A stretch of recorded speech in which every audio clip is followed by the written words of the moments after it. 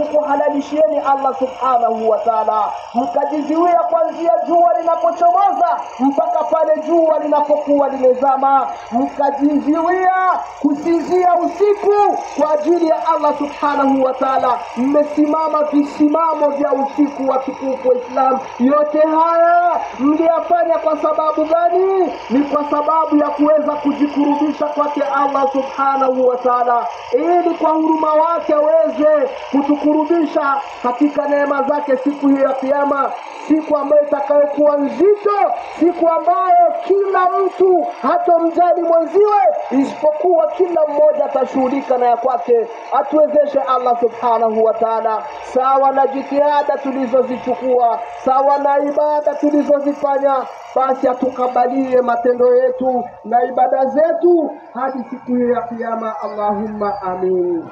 Allahu akbar, Allahu akbar, Allahu akbar kabira, walhamdulillahi kathira, wa subhanallahi bukratan wa asila. إخوة الكرام، فإن الموضوع خطبتنا اليوم سنعيش عن المدى ماذا بعد رمضان. رمضان imeondoka.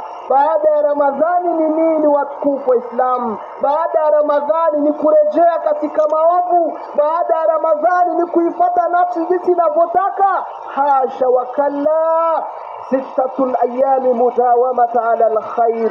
Baada ya kumaliza mwezi mtukufu wa Ramadhani, watukufu wa Islam, tufahamu ya kwamba ipo ibada ya kufatisha baada ya Ramadhani. Ni masiku 6 katika mwezi huyu wa Shawwal, masiku 6 ambayo yaliyogubikwa pia na kheri nyingi zake Allah tabaraka wa taala.